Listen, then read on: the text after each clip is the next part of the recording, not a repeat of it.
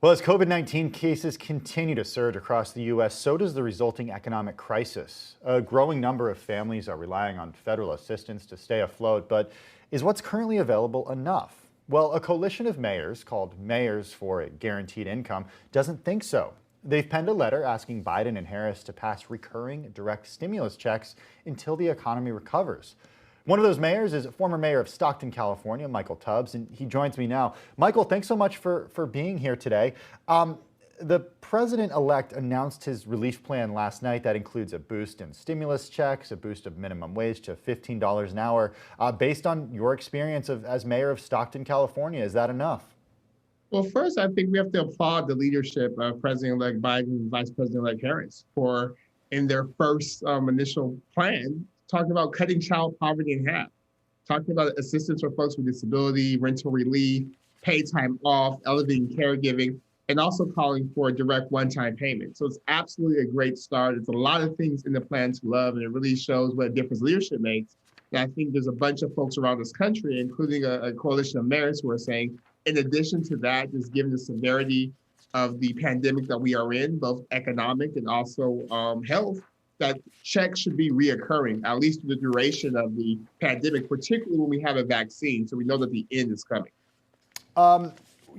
Michael, you experimented with universal basic income. You were an advocate who piloted guaranteed income in Stockton. Take us through what worked from that experiment and what didn't work. Yeah, well, I'm very biased, so I think what didn't work was the fact that we couldn't give it to everyone, or now it was just a small sample size. So a lot of people were resentful because they saw how something as small as $500 meant for folks before COVID-19, but particularly during COVID-19. And what we found is that people spend money the way you and I spend money.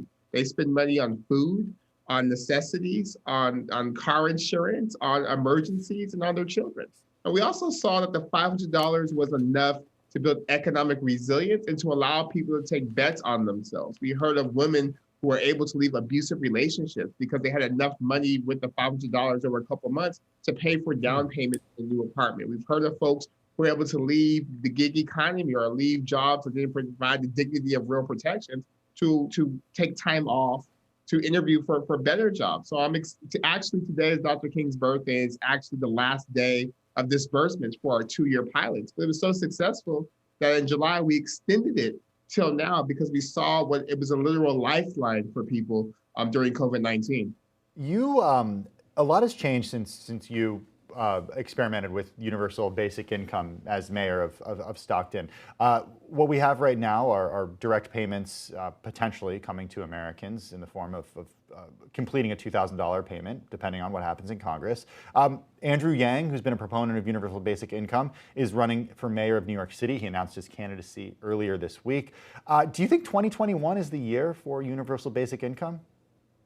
We are at ground zero for literally economic crisis in our country this year. So I have to think that in the spirit of the New Deal, in the spirit of building back better, in the spirit of being bold, that this has to be the year where we think about sort of how do we extend our social safety net. And I'm excited about the 30 mayors and the mayors for guaranteed income who are actually going to pilot guaranteed income as well in their cities. Compton, California has already started, St. Paul, Minnesota, Richmond, Virginia, and 27 other cities will be piloting as well. So I think that groundswell from local cities to the conversations happening in Washington to just the lived realities, again, of not just a fringe amount of people, but the majority of people in this country who are really suffering during this pandemic really illustrate the need. So I'm hopeful that 2021 will continue to be the year of guaranteed income for sure. We're here in the U.S., where we are observing Martin Luther King Jr. Day this coming Monday. I'm wondering how universal basic income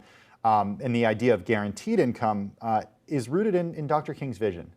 I learned about universal basic income or guaranteed income as a college student at Stanford studying Dr. King. In his last book, Where Do We Go From Here?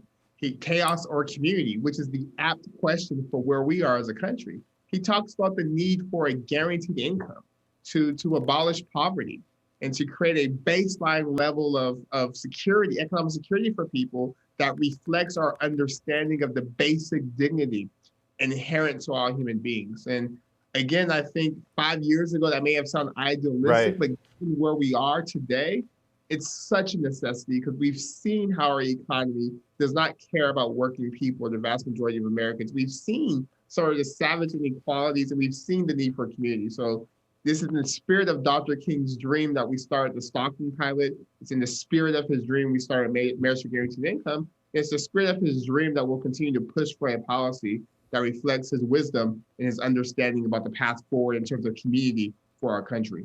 Michael, you were not reelected mayor back in November. What's next for you? How do you continue with your vision? What's your next move? Yeah, well, I think I'm still open in terms of title, but I'm committed to task. And the task will continue to be to push and fight and advocate for a country that treats everyone with the basic dignity that they have, and also a country that lives up to our values in terms of life, liberty, pursuit of happiness, in terms of equality under the law, in terms of liberty and justice for all.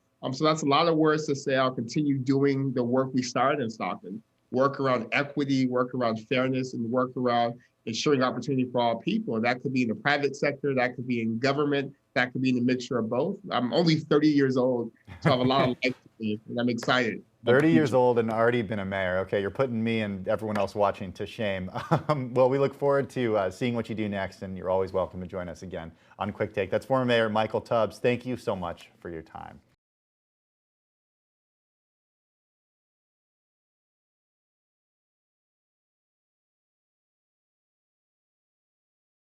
The biggest stories the moment they happen from around the globe. Subscribe to Bloomberg Quick Take now for insight in an instant.